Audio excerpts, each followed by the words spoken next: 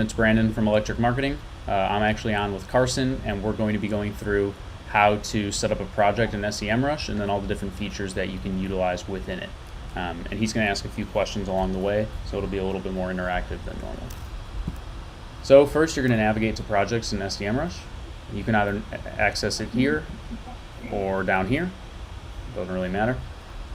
In order to add a new project, simply click there, and you're going to type in your project domain. Make sure not to include the www or any of that stuff beforehand, just the domain itself, and then you're going to give it a name. And you can also share it once it's set up, or not. So we're going to create the project, and it's going to take us to the project dashboard. So there's 12 main features of the project dashboard, and we're going to walk through step by step of each one, but we'll start from the top left. So the site audit tool is essentially like Google Search Console, but on steroids. It's going to allow you to check your website for crawlability, see if there's any broken links, to make sure that there's proper alt tags and meta titles and meta descriptions. If you've ever used like Screaming Frog or any other SEO crawler, it's essentially what it is. And so to set it up, you select the number of pages that you want to check. We're going to do 20,000 just to make sure that we capture all of them. You can change the scope of the crawl as well. So for this one, we're going to want to include all subdomains, because we actually do have a blog on a subdomain for them. So it's actually going to crawl that as well. And in case you're not familiar with what subdomains are, it's essentially this. So it.semrush.com, that's a subdomain. And in our case, blog.marthastewartwine.com is a subdomain, and we want to make sure that gets crawled as well. Then the crawl source, we're going to choose website. You can have it crawl your sitemap on your website, or you can enter a sitemap URL, but I prefer just to use the website because that's really what the search engines are going to be looking at. And then here you can decide whether or not you want to send an email anytime an audit is complete. We're going to not do. Next, you're going to go to crawler settings. I like to use the user agent of Googlebot Mobile. So this is essentially what is going to do the crawling on the website. If you go with SEMrush bot desktop, it's going to crawl your website on desktop, and it's going to use SEMrush's bot. If you do Googlebot desktop, it's going to crawl it with Google's bot, and it's going to do it on desktop.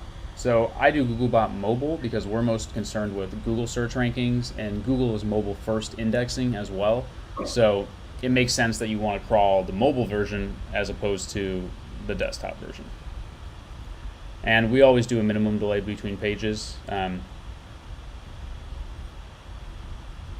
You can choose whether or not you want some URLs to be crawled or not.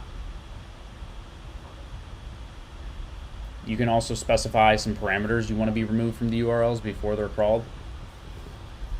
And you what sort of parameters would we be looking at in that case that you might want to remove?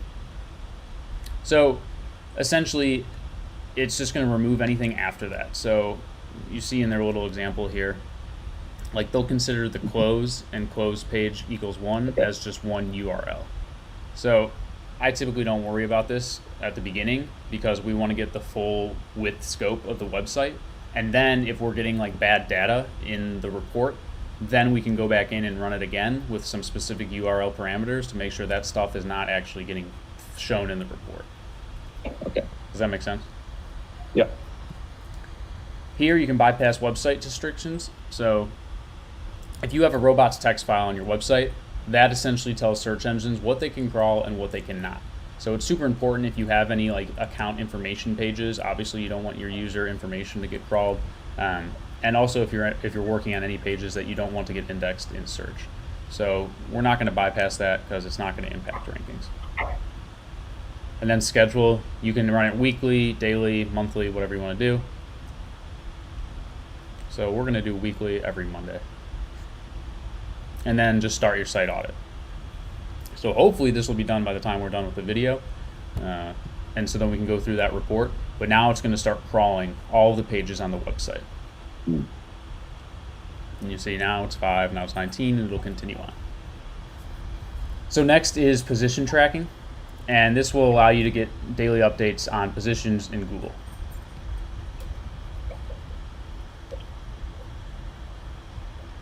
So we're going to choose Google as the search engine, and you can select which device you want to track on, And for this example, we'll just do desktop.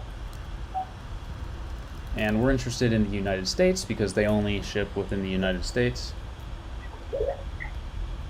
And they're e-com and they don't have a local map pack, but for example, let's just type that in. But this would be what it is. So if you have like a Google My Business listing, this is the name that you want to be represented everywhere.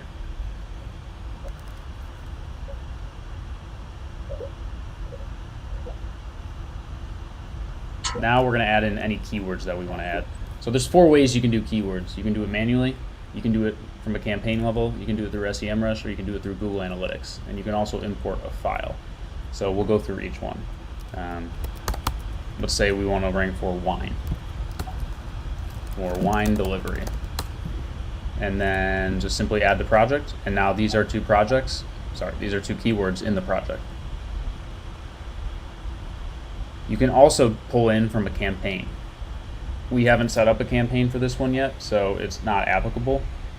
But if you're working with clients that are similar, so for example, we set it up with Wine Insiders. So we can go to what Wine Insiders is ranking for, and we can add all of the ones Wine Insiders is ranking for and plug them into Martha Stewart Wines keywords. So we can go through here really quickly. All right, that one's not applicable. This one isn't applicable. These are not applicable. Let's just cancel out these bottom ones, and let's say we want to keep these ones. And so we can add that to the project as well. So this is really helpful if you're managing like multiple clients or multiple campaigns and you want to be able to share those keywords. And for most of those keywords, are they ones you found through competitive research? Are they keywords that you're especially targeting, or how did you narrow down that list? So we narrowed down the list by looking at competitors mainly, but really where we start is what's like the number 1 keyword you would want to rank for. And obviously if you're a wine company, that is going to be wine, and that's sort of like the pie in the sky keyword. And then from there we can get down into more specific keywords, and we like to think it through before we actually do any research. So like if you just think about it, you start with wine, and then you can go down into actual varietals, and then you can go deeper from there, like wine by region. And so you can start to build out a list just by thinking. And then from there, we'll go and actually look at competitors and see what they're ranking for. And so we'll start to pull in and populate keywords from the competitor research. And then, depending on the state of the website, if it's a website that's pretty new, you won't have a ton of historical keyword data. But for the wine company, for example, they were already ranking for a bunch of keywords. And so we go through and analyze like what they're ranking for on the 2nd page, on the 3rd page, and see which of those are valuable and that we want to focus our content creation and targeting around. And that's ultimately how we get to like a master keyword list that we can upload to the project and track. Great. So you can have it send you weekly updates if you want to. I do not. Now this SEMrush one is pretty neat. Essentially what it's going to do is pull from your domain report and populate the keyword information here. So the domain report is SEMrush crawling your search results currently and populating it that way. So let's say we want 20 keywords to get populated by SEMrush. So these are the 20 keywords SEMrush shows that we're already ranking for. And so we probably want to add them to the project so that we can track if we're losing any ground on those keywords, we can track how much traffic we're getting from them. So let's just go ahead and add all of these top 20 to the project. You can also do it for AdWords. You can do it through a phrase report. So what this would be, you can type in something like this. And it didn't actually work, but let's see if it works this way. There we go. So this will give you wine keywords that are similar to wine if you want to do with that. But we're not going to go ahead and add any of those. Another way is to connect your Google Analytics account. So let's just go ahead and do this right now.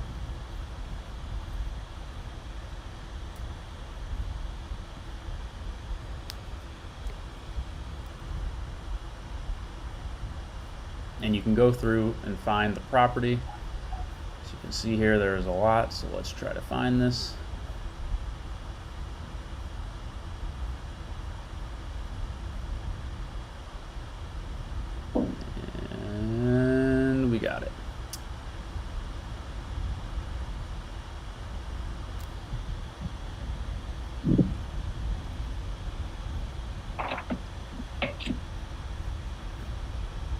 I've never been a huge fan of this one.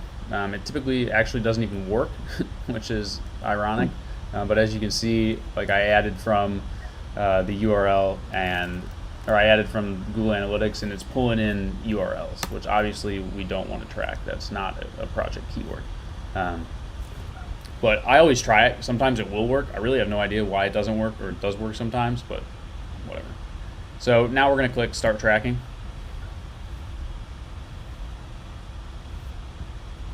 And it's going to gather keyword data on all of that. But let's go back to the dashboard and allow that to populate. Now let's go into the on-page SEO checker. So this is your basic on-site optimization, making sure that you have meta titles, meta descriptions, and it's essentially going to give you recommendations for your site, for content creation, for ways you can optimize current product listings, current pages. So select your target location.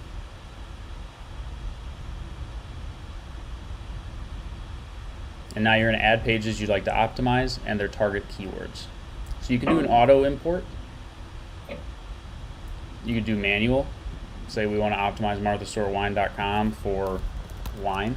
You can add it that way. You can upload it with a file. Say you just want to export your URLs, you can upload it there. You can also do it via Google Search Console. So let's just go ahead and connect that pretty quickly.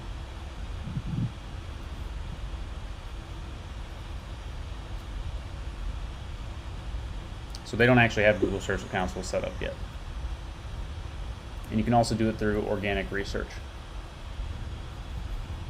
So let's just say we want to use the auto import and the organic research. And we're So gonna. if you say you wanted to optimize a certain keyword, and would that be something is there a difference between optimizing that, for example, on your homepage versus producing some content that might include that keyword, or are they virtually the same in terms of growing organic traffic? So you can optimize your homepage around like your top keywords, but a majority of the traffic that's going to come to your homepage is going to be a byproduct of the rankings that you developed from your blog posts. So what I typically see is we'll get a percentage of traffic to the actual blog post itself. So let's say we're writing an article about a specific varietal of wine, and we're going to write an article about Chianti wine. We're going to get a decent amount of traffic to the blog post through that keyword, but we're also going to get a lot of traffic to the homepage through that keyword as well. Okay. Here again, let's just use Google. I always like to use Google. And you can decide whether you want them to recollect ideas or not. But for now, let's just do no. But let's get into brand monitoring. So we want to monitor Martha Stewart Wine and Martha Stewart.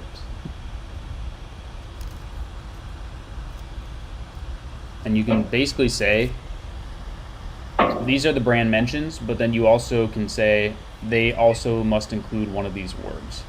So another way to go about this would be, we can do Martha Stewart, and it must include wine or food. And we'll do the United States, and we'll start tracking. Now let's set up backlink audit.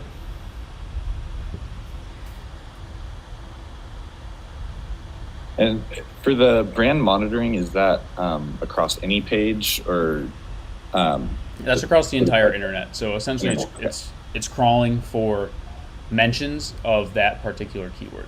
So you can see here that it's been mentioned 2,400 times. There's some comments and there's some Instagram posts.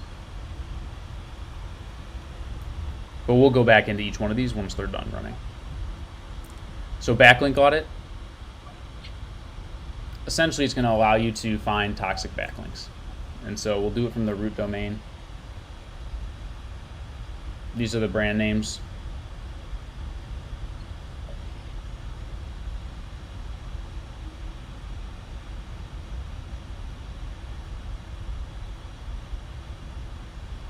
select your categories, and then you can select your target country and start the backlink audit. And that's essentially going to tell you any like toxic backlinks that you have. It's really not as relevant anymore though, because Google has become more sophisticated with their algorithm, and according to some of their webmasters, they've essentially stopped looking at toxic backlinks. Before, you used to get penalized if you had toxic backlinks. So think of like spammy links, or you're getting like 1 million backlinks from Pakistan or something like that. Now, allegedly, though there's debate about this, it's just ignored. So it's not as important to disavow backlinks, because before you had to go and upload a list and say, these backlinks we want to disavow, we don't know how they got there, we don't want them to be recognized or crawled by the search engines. On the flip side is link building. So this is how you can actually find people that you want to get backlinks from. So let's say we want, and you can use the keywords from your research in the other project features to add into here. So let's say we want to show it for wine, buy wine online, wine delivery, wine club, Martha Stewart wine. You can have some competitors as well too.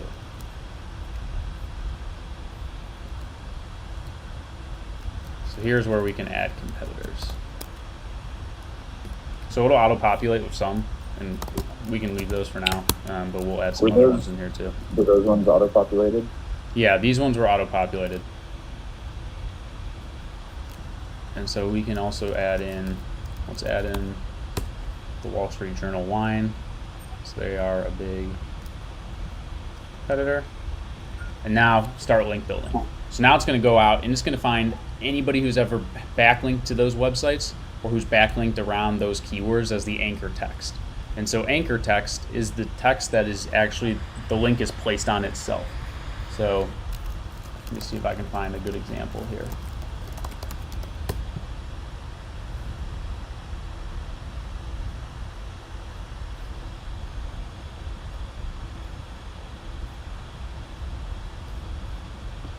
So here we go. This is anchor text.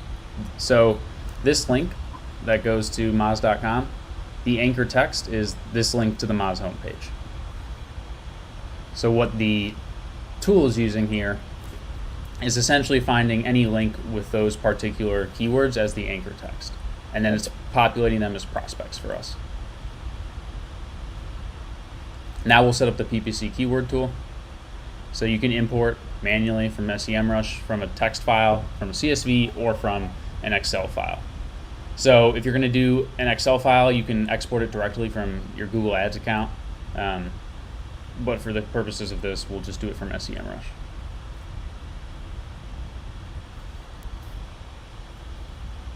And you're able to do it the same filtering as some of the other projects. So you can either do a domain report organic or domain report paid. You can do a keyword search or Google related questions, or people also ask. So let's say people also ask for wine. And now it'll go out and start to populate here.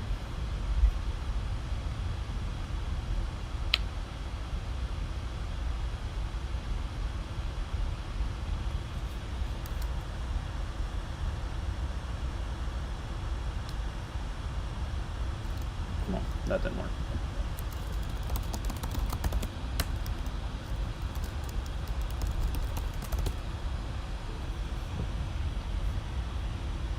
So let's just use these 20.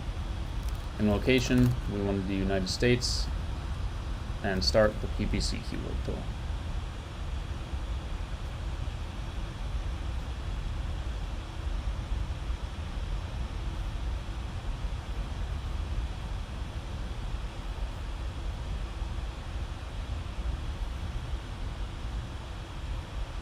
This is the ad builder, which is going to allow us to create compelling ads based on competitors.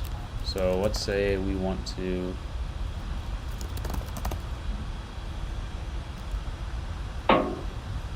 these are our two competitors that we want to look at and see what they're doing for their ads.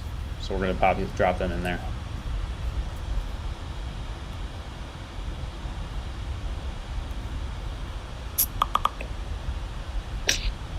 Now this gets back to a little bit more SEO specific, organic traffic insights. So this is essentially going to pull in the data that Google Analytics has and Google Search Console has and populate it into your project dashboard so you don't have to go back and forth to look at it.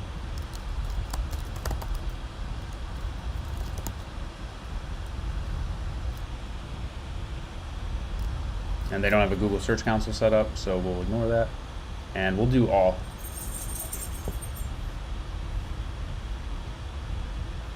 And so now you can see it's pulling in landing pages, keywords, users, sessions, the bounce rate, all of that Google Analytics data. It's pulling into here so you don't have to go back and forth.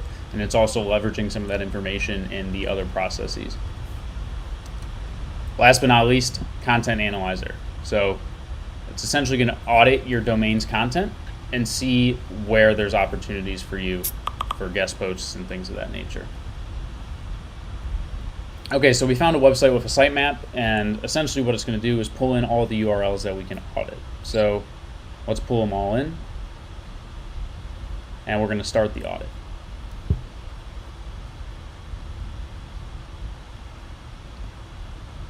We're also going to connect the Google Analytics.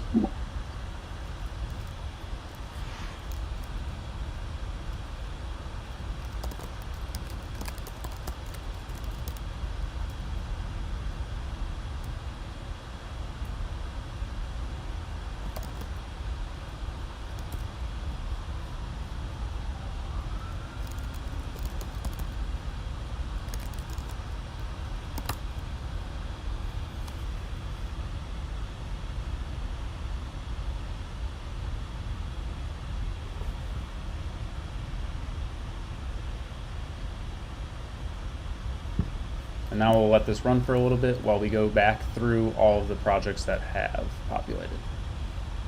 So first, let's check out the site audit. This is essentially the overall score. Typically, I'll see anywhere from 50 to 75%.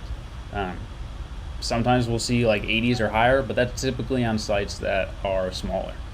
So you're going to get a bunch of errors here. You're going to get your warnings and you're going to get your notices. Obviously, errors are going to be the things that you want to address first and foremost. And then it also breaks it down into themes. So crawlability is an issue for the site as well as internal linking. The HTTPS is not, and neither is site performance, but you can view the details on each of these. It also goes into the top issues. So there's 408 redirect chains and loops.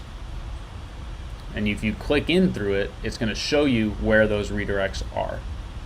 So on the blog, you can see there's a redirect URL that redirects to another URL. That is what a redirect chain is, essentially. Where one of your links is redirecting to a link that is redirecting to another link. And so it makes it not confusing as hell to say, and it's also very confusing for search engines to crawl. Well, let's click on errors and look at the actual main issues. So that's the top one. And then 388 pages have duplicate meta descriptions.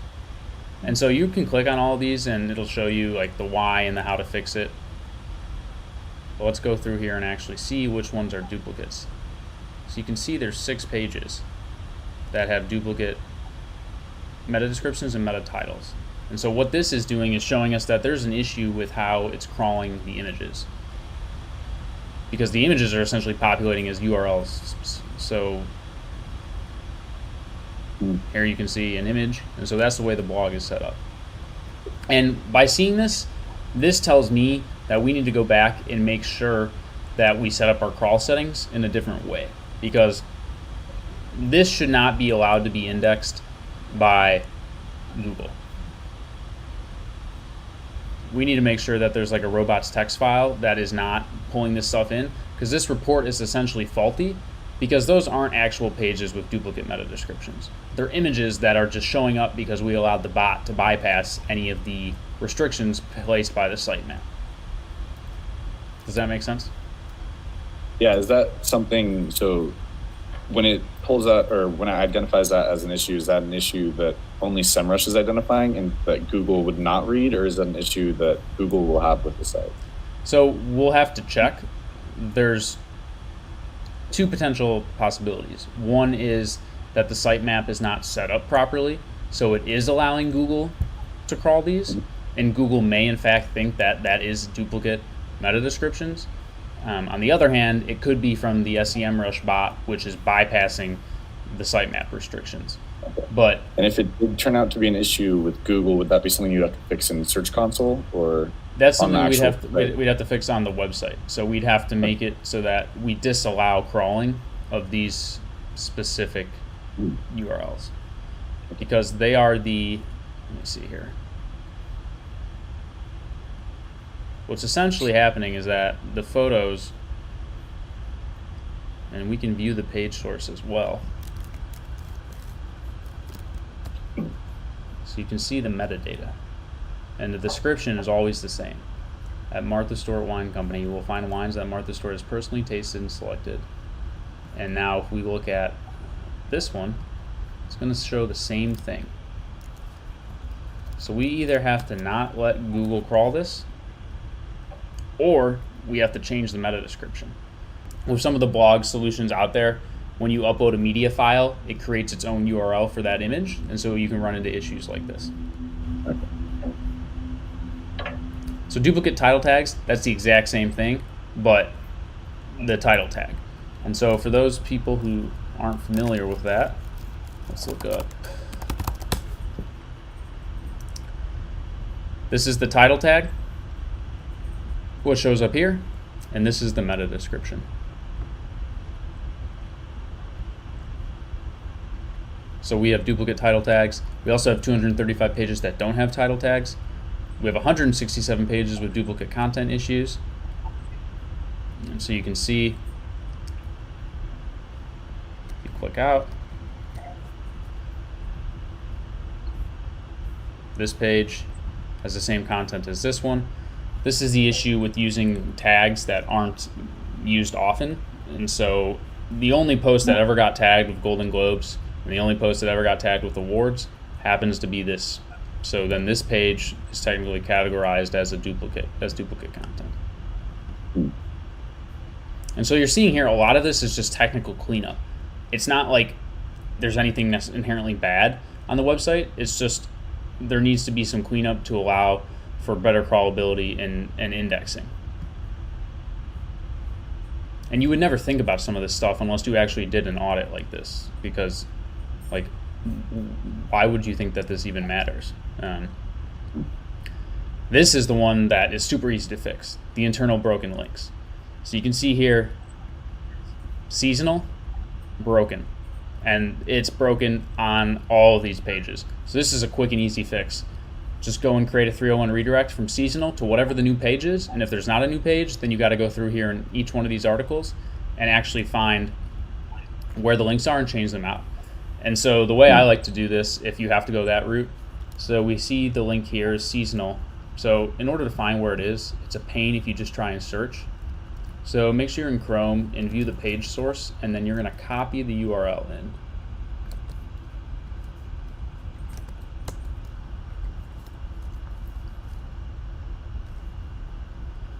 So see here, it's actually in the menu.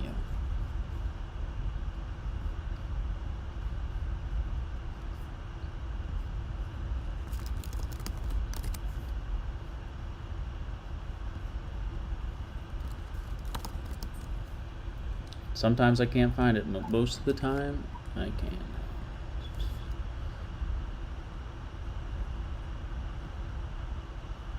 So it's actually an issue, it appears to be on mobile. As you can see here, the div class is mobile menu. And so that's why we're not finding it on the desktop version.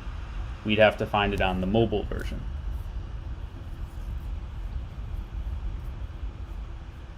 And so could you explain a little more like what the exact like issue is with those? Is it, if you go back a little bit to the SEMrush, like, so like, what does it mean by like broken link URL, the seasonal, if you put that in, it doesn't exist, it gives you a 500, but what does the page URL on the left mean? This is where the broken link is. I see, okay. So on So that all these same exact pages, broken link is on every single one of those. yeah, and the reason is because we just discovered it's a part of the menu on the on mobile. So it's going to be on Okay. every page that has that menu. Oh, I see. Yeah. So something like this is a really easy fix. We just need to go let them know, hey, link in the mobile menu is broken, and then change it, and then all of this is going to go away. So it might look like 92 internal broken links, but really it's just one really bad page wow. that is messing up everything. I think if we go through this, you'll see that it is the cause for every internal broken link. So that's a quick fix right there to help with your site.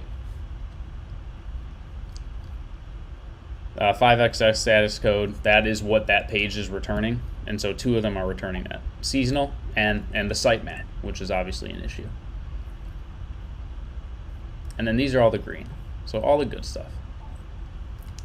Then we can get into warnings. So this is essentially like, it's not an error, but it's something that you could fix. So right now, secured pages are leading to HTTP pages. A lot of pages have a low text HTML ratio, and so you can go through these. So the low word count, that's obviously not an error, but it's also not great to have a ton of like extraneous pages on your website that don't have a lot of content on it. This is something that 553 pages don't have an H1 heading, and you can go down the list. I mean, there's a ton of recommendations that it's going to give you. This is something that is very difficult to fix, which is why it's important to start with SEO from the beginning, because essentially what you'd have to do is go in and find these 363 images and actually go and give them descriptions. So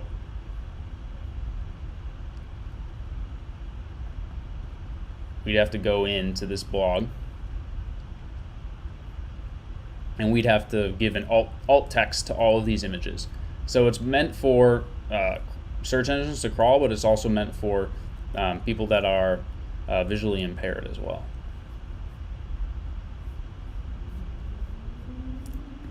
And then you can get into notices. So as you can see here, notices detected are not issues, but we do recommend that you fix them. Anything that's a warning, it's like medium severity. And then these are obviously the things that you want to fix immediately and that are going to impact your site the most.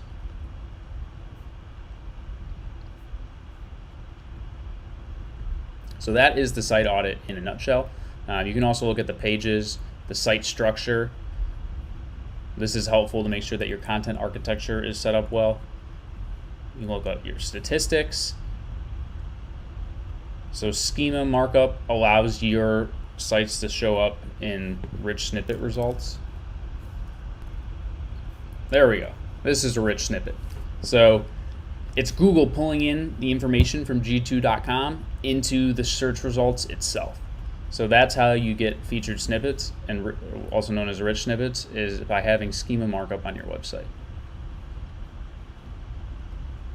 And here you can compare your crawls. So when we run another crawl, let's say in a week or in a month, we can see the progress that we've made, which is super helpful to make What sure exactly is a schema markup? So that's a whole nother, it's essentially like coding for the search engines. So let me just show you an example.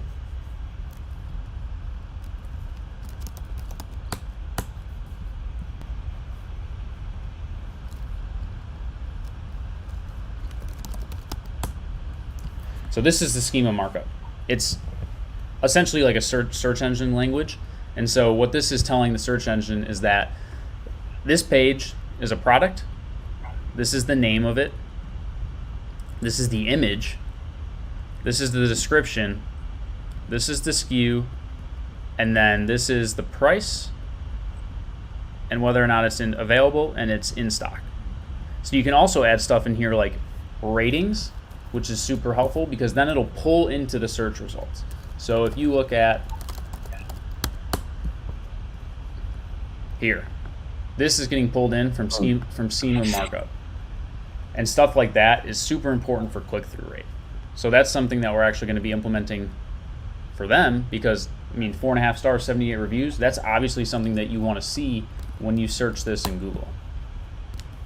But right now, there's nothing there. And there's a demonstrated impact, especially for reviews. If your reviews show up in search, significantly impacts the click-through rating, which makes sense. Obviously, you'd want to click through something that has great reviews as opposed to something that has none. Or on the flip side, you can find places that have negative reviews and they have schema markup, and in that case, maybe you get rid of the schema markup so you don't have your bad reviews showing up there. And so then you can also compare progress as well. So this is helpful internally if you need to report to a manager or something like, oh, this is the progress. So look, today we're starting with 14,000 issues. It can only get better from here. So maybe next week it's only 11,000 issues, and you can slowly start to work your way through it. But as you can see, some of the issues are misnomers. They are 92 internal broken links. Well, guess what? We can fix all 92 with just one change of the site nav. And then that knocks off 92 errors immediately. So that's essentially the site audit tool. Position tracking. So visibility, this is the percentage that your site is visible for the keywords that we entered previously.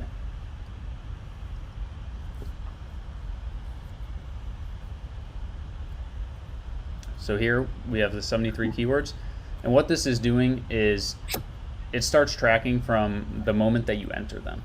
So now that we entered them, we're going to be able to see historical data on them in, let's say, in 30 days. So this is why it's important if you're a business or if you have a new client that you input them right away, because that way you can then track specific trends on keywords. You can still do it in the domain report over here, but it's not as specific as this is. And so does that not apply retroactively, and that's why you need to implement it immediately? Yeah, this particular feature does not apply retroactively. It's not the end of the world because you can still pull all that information from the domain report. It's just not as, you're not able to manipulate it as well.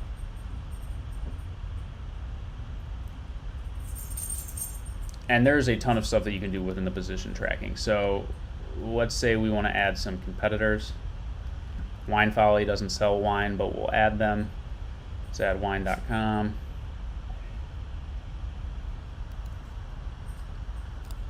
Vino's a big one.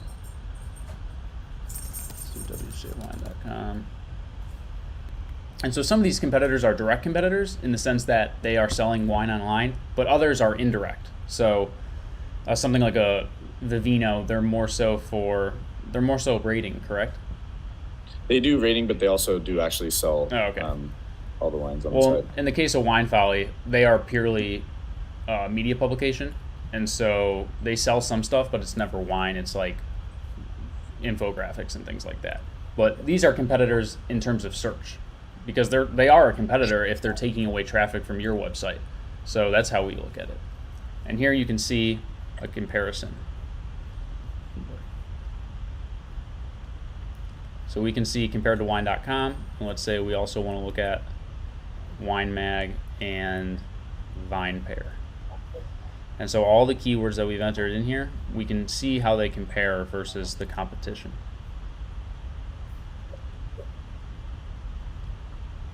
You can do it by top 3, top 10, top 20, top 100, the position. You can do it by whether or not there's a featured snippet. So this is what I was talking about with the rich search results. If there's a site link, if there's a video, if there's an image.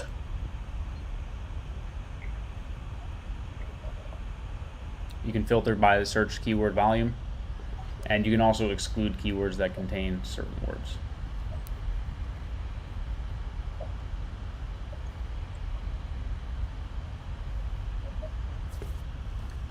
You can also look at your rankings distribution. So based on the keywords that we entered, we are showing up second compared to Wine Folly. And you can see they have 20 keywords that we put in the top 3. We have 12. And you can go down top 10, top 100. You can also add in other domains as well. This is your general overview. And so now that we've uploaded it, we're going to be able to see a visibility trend. we're going to be able to get that estimated traffic, and we're going to be able to get an average position for the keywords that we're tracking as well.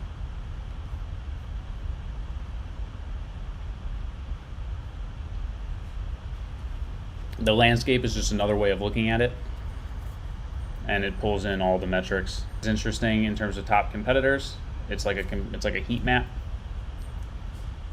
You can see widen.com, 48 keywords in the top 100, Vino 44, and so on.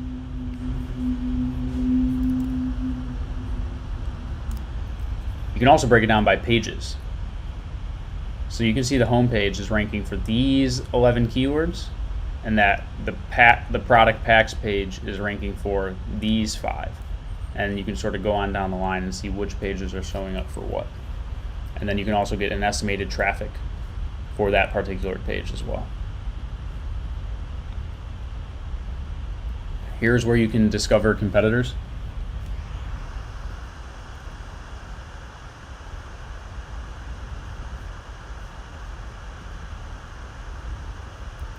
And you can see Groupon is a competitor at 13, and that's just based on search. So they're not necessarily a direct competitor. The Kitchen, Decanter.com, Amazon is the 19th competitor. And it's just all based on similarity of keywords and the average position and the estimated traffic that they're getting.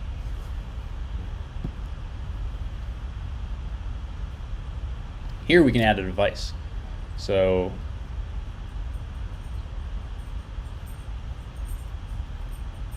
you can say we only want to track mobile, for example. And then you can start tracking that in here. So you can basically compare how you're performing, let's say, on desktop versus mobile. And then maybe that alerts you like, hey, you're not ranking as well on mobile. You need to change something. Maybe your site speed's really slow on mobile or something like that. And here's where you can see your featured snippets.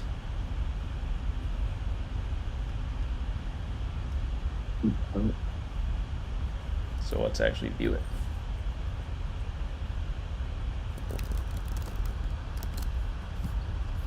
So this page is ranking for one of the keywords, but it has a featured snippet in Google.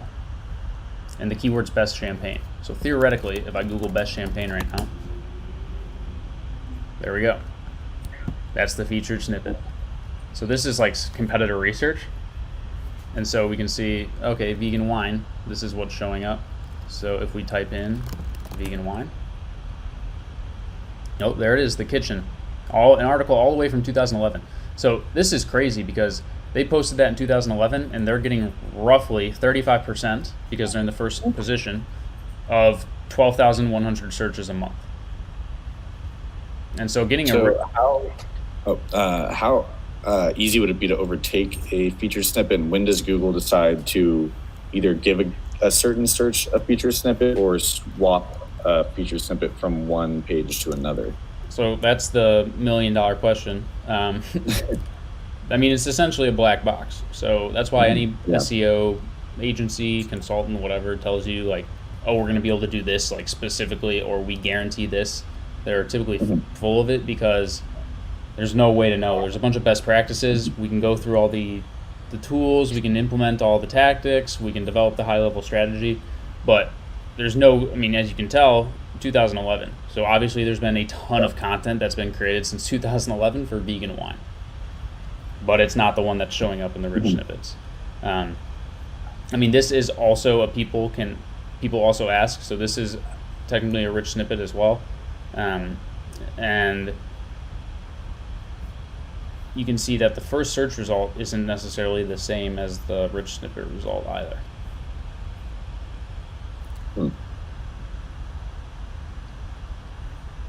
So this is what actually shows up first in the technical search results. And frankly, the more that I look at this keyword, it actually seems pretty ripe for content creation because the content out here is terrible. I mean, you can just look at this page. It's short, not informative. It's just because it's vegan.com/wine, and there's not a lot of other stuff out here. I mean, the other one is a product page for vegan wine with not that much content, just products.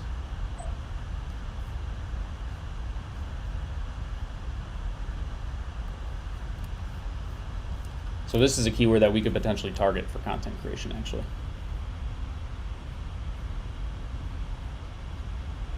But that's also why it's important to implement the schema markup. And you can set it up so that it does it automatically in your backend as well, where you just automatically pull in the product title, and so you don't have to do it for every page, because it'll just automatically pull in whatever the rating is and drop it into the back end of your code. It's not like you have to go product by product and do it. You need to implement it at the highest level so that it can filter throughout every product. Now we can go into the on-page SEO checker.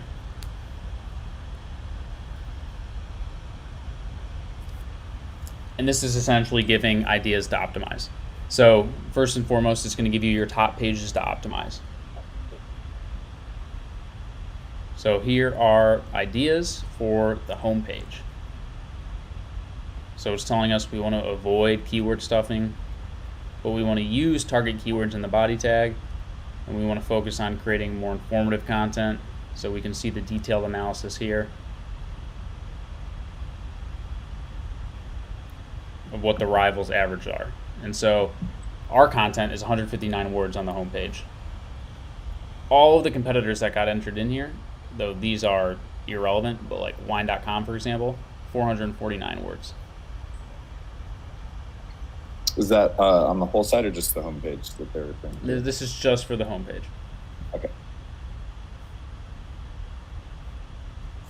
You can see we can add these keywords in to enrich the content a little bit. These are some potential backlinks we could get.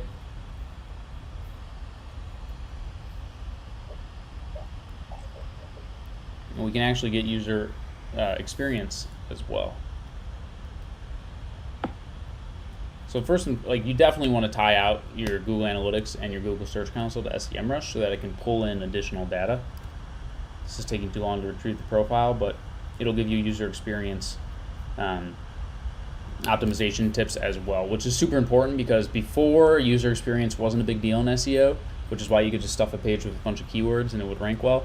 But now it's important with all the new algorithm changes. So you can see here, recently becoming an essential part of an SEO strategy. That's because Google is taking into account like the time spent on the website, the bounce rate, how many pages are being viewed, and everything that goes into a positive user experience.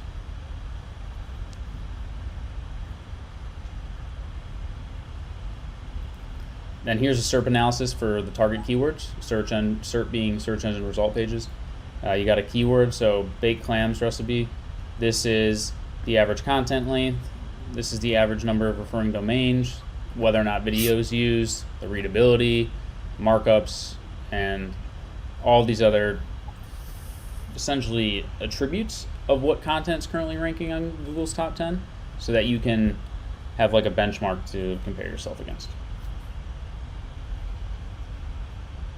And this will essentially give you a list of to do. So you have 242 things to do now based on their on-page SEO checker.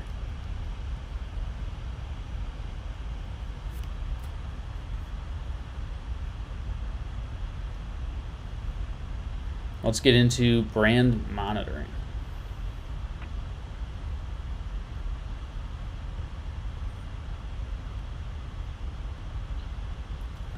So here, we're searching for anything that has Martha Stewart in it.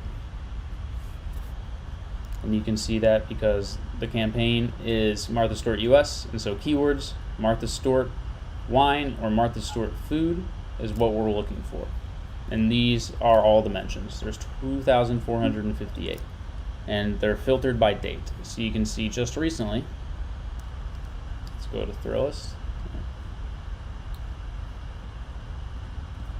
So that isn't necessarily searching for that exact phrase. It's just searching for things that have Martha Stewart and have to do with food. Yeah. Correct? So what it's searching for is anything that has Martha Stewart wine and Martha Stewart food. Okay. So if you go through here, you'll see food and Martha Stewart. So they don't have to be combined together, but because remember how we set up, it needs to have Martha Stewart, and it also needs to include somewhere wine or food. So that's why it's pulling in content like that. If we had put in it needs to include Martha Stewart wine, then it would only include pages that have Martha Stewart wine. Okay. This is helpful because you can monitor other brands. So let's say we want to add a campaign for a different brand. We want to track Wink.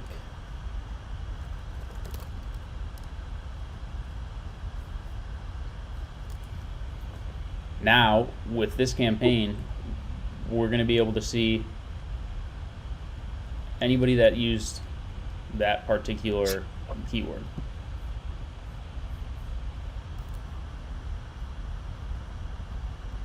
And we're going to filter. We only want to look at high domain authority. We don't care about the other stuff. And you can see here that this is like pulling in some crap. And so we can filter that out. And this gives us an idea of who we could maybe reach out to get a backlink. So Betty Gold wrote about Wink in this article. And so we could reach out to her asking for inclusion, or we could put her into like an outreach sheet basically to keep her in mind for later on down the line. But you can see Wine Insider's actually got placement here. And frankly, it actually mentions Martha Stewart wine as well. So this one's a little bit of a misnomer because they're both getting a backlink there. But if we were to look at some of these other ones, it'll only be Wink and Martha Stewart won't be mentioned there. And so what we can do is we can exclude that.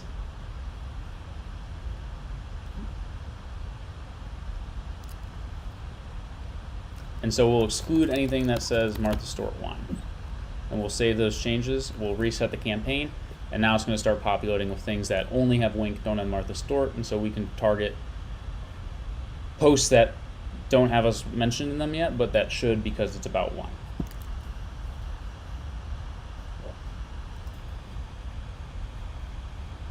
Here you can track your volume trend. So let's go back to the proper campaign. You can see mentions have skyrocketed. Very few mentions, and since the pandemic, mentions have gone through the roof because of the transition to more online shopping as a whole, but especially for alcohol. You also see any backlinks as well.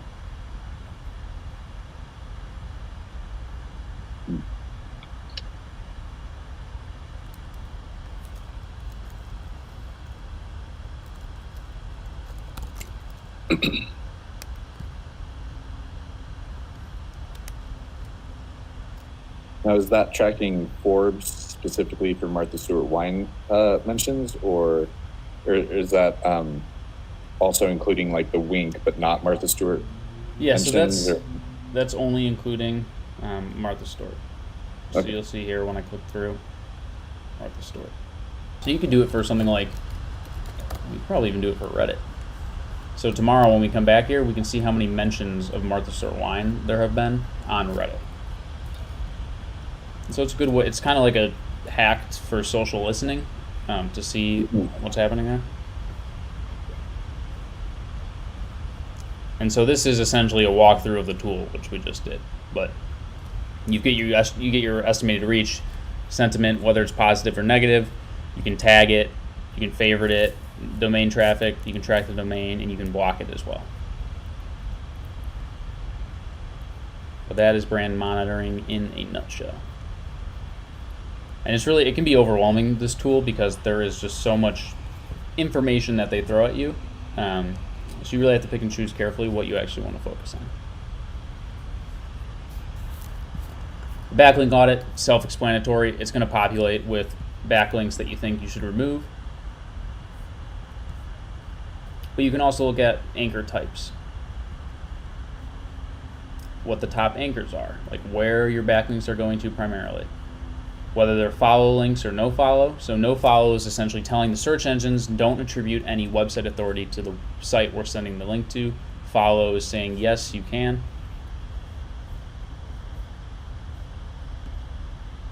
You can view the number of referring domains you have and also the number of analyzed backlinks. And this is our overall toxic score. And we go to audit to see which ones are toxic. So codesfree.com appears to be toxic. We could keep it and whitelist it. So we can whitelist the domain or we can whitelist this URL. And by whitelisting, we would never see this domain show up in a toxic backlink again. Because sometimes SEMrush will pull in toxic backlinks that aren't actually toxic. In this case, let's say we want to remove it. And I'm assuming that you can't actually do the no follow on SEMrush, that you would need to do No, that so that's through. in the source code. So let me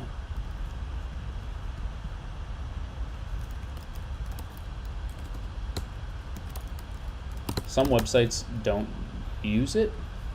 Let's see if this one did. Oops.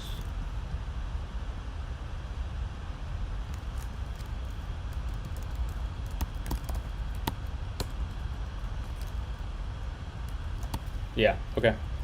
So here you'll see, let's see if I can find one that's on one line. You can see while ordering alcohol online was once unheard of, now it's easier than ever. There are different services to turn to, depending on your needs, blah, blah, blah. Here's such as Wine Insiders, no link, and then wine.com.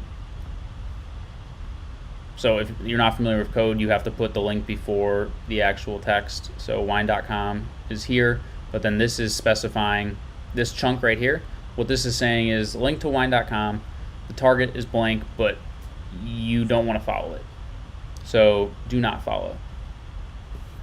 And then by no opener, what you're going to see is, let's go here. It's getting a little off track, but by no opener, it's going to take you to an additional page. So if it didn't have that tag, it would open it up in the same tab. So what that basically did is, you see how it opens up the new tab? They want that to happen because obviously they don't want you to leave their site to go to them just because they're mentioning them in the article.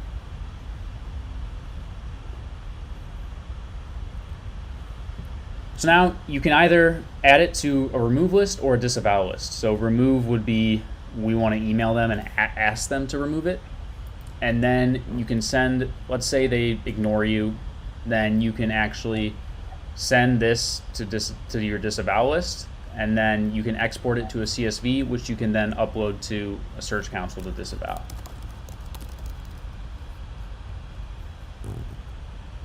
And here is where you can do it. Essentially, you're just going to upload a file.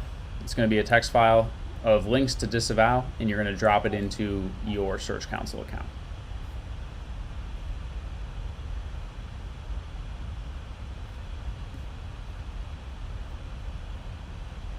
Here's where you're going to see lost domains. So here you can see on April 9th, there's 23 broken and 147 lost. And you can find where you're losing the backlinks from. This will essentially tell you if there's any opportunity for you to reach back out to someone and say like, hey, what happened? Where's the link? Or like, can you add it back? This is for any broken backlinks that you have. And you can like outreach to them and say, can you please add it back? Or do you want a new link? It's just really tracking and making sure that you're staying on top of things.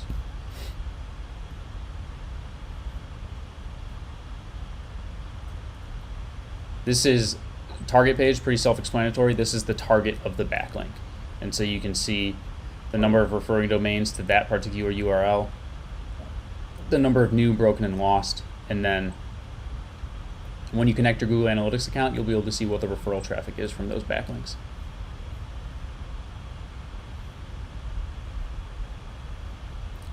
And lastly, the thing you can do is you can connect your email, because you can email these websites directly from SEMrush.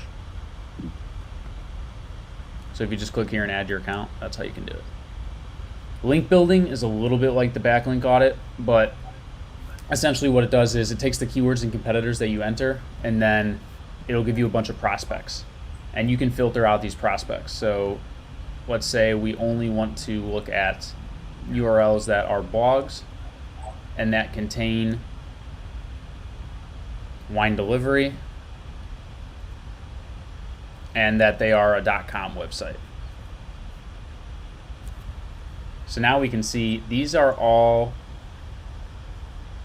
websites that have written about the keywords or the competitors that we entered up here.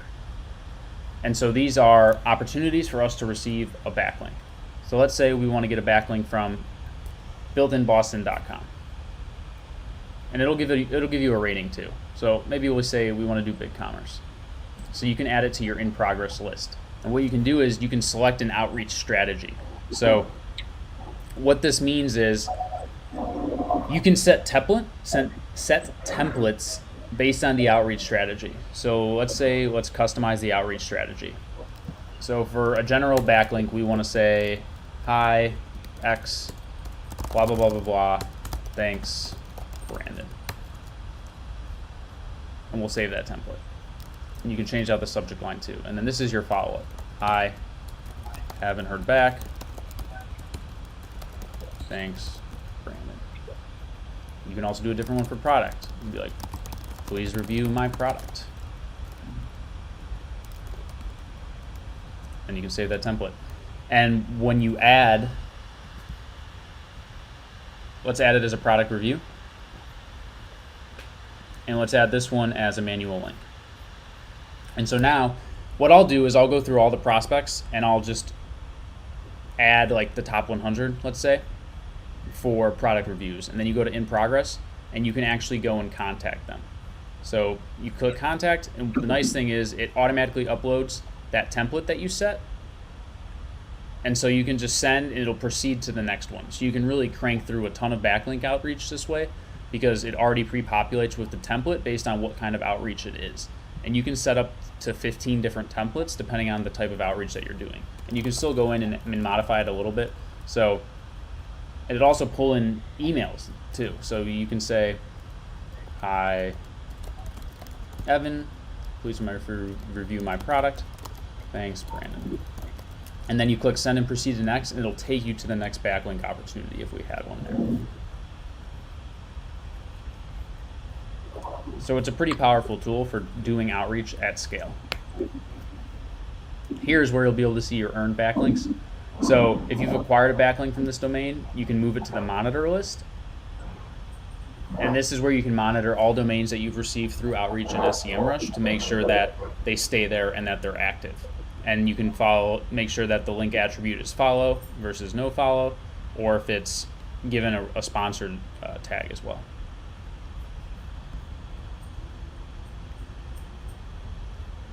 Again, they have another little about tool here, which is like a quick rundown on how you can use it as well.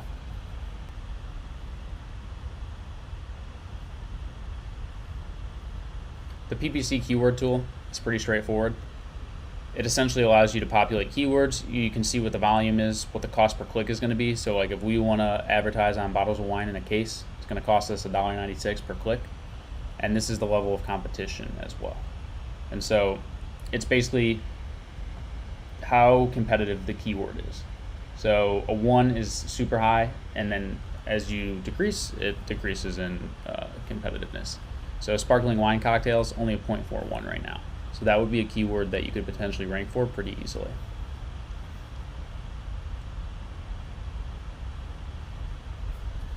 You can add groups. So say we only want to do a wine group, or say we only want to do sparkling, or we only want to do varietals. And then within that varietal group, let's add some keywords. You can do it manually through SEMrush.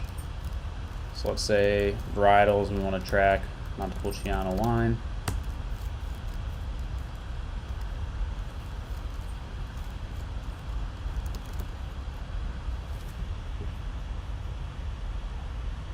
Add keywords. So this basically allows you to brainstorm what you want to run your PPC campaigns for. And you can also change the match type as well. Could you show me a brief example of what it would look like if you had SEMrush generate keywords? Yeah.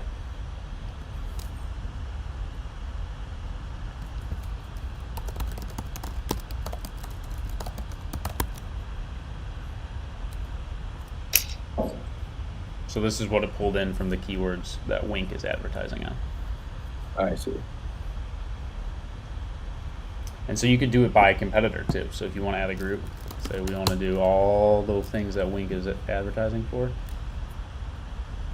And let's take it from their domain report paid. And let's insert 200 of them. So now this is inserting all of the keywords that Wink is currently advertising on. So you can see they're advertising on HelloFresh.com wine.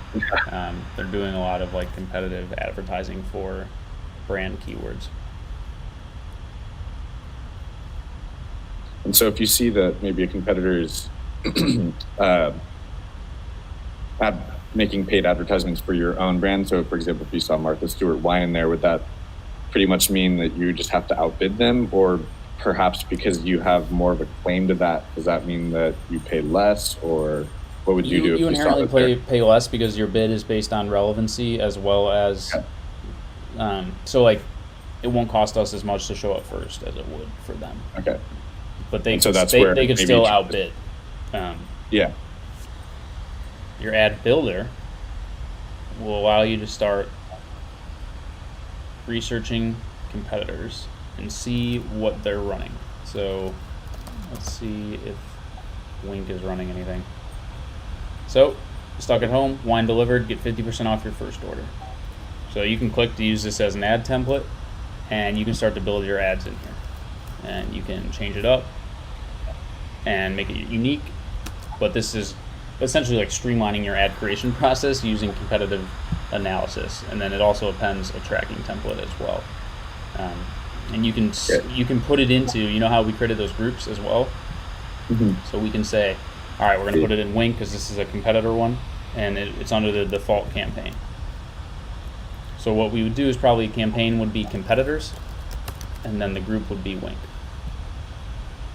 And then we can save that ad.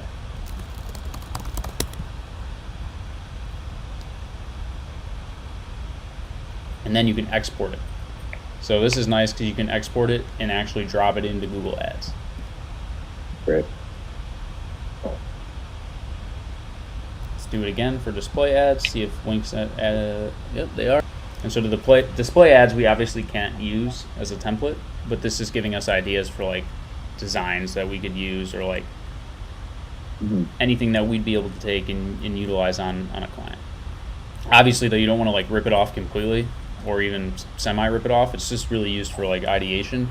Otherwise it's going to be blatantly obvious and not a good look.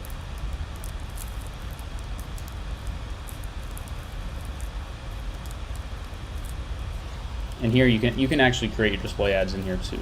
So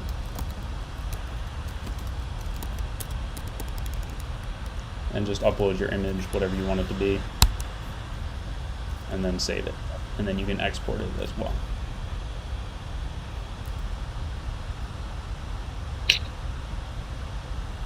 And we won't get into extensions too much, but essentially what this is, these are extensions. These are extensions here. So it's not a part of the actual ad itself, but it's an ad extension. And so there's different types of extensions you can add. You can import, or it can be a site link, it can be a call out, it can be a structured snippet. You can actually add your phone number in there so you can call directly in. So like Los Angeles Moving Company, let's see.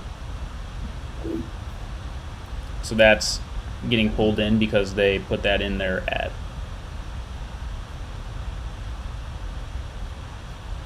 Does that cost more since it takes space?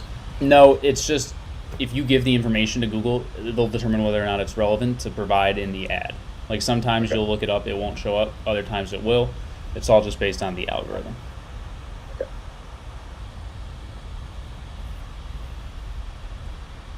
Last but not least, the organic traffic insights. And this is, it's not anything crazy. It's really just showing you what your Google Analytics data is, but it's showing it in SEMrush. So it's pulling in keywords as well.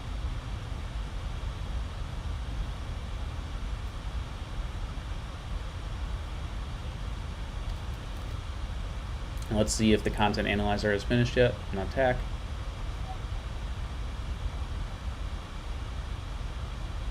So there's nothing that we need to rewrite or remove. And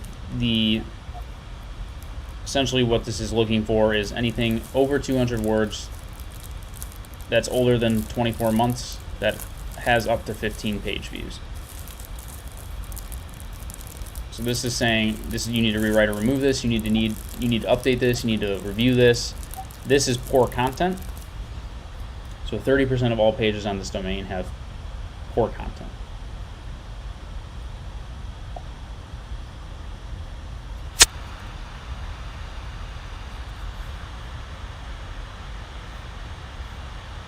And so this is one of them. Essentially work your way through this. So you can say you're in progress on this one. It's like, okay. And then today we'll track your article's content changes for 14 days. And let's say it's analyzed. Okay. And then you can go on to the next URL. And so it basically just walks you through everything that you need to change. And you can change what you want to specify too. So let's say words, anything up to 2,000. Like you can change what you qualify as poor content. Let's say the bounce rate above 90 would be poor content. So now we can start analyzing.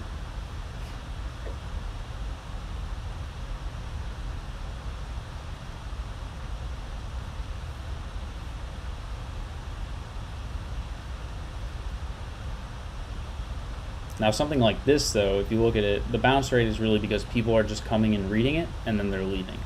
So in that case, it's not an issue of the page.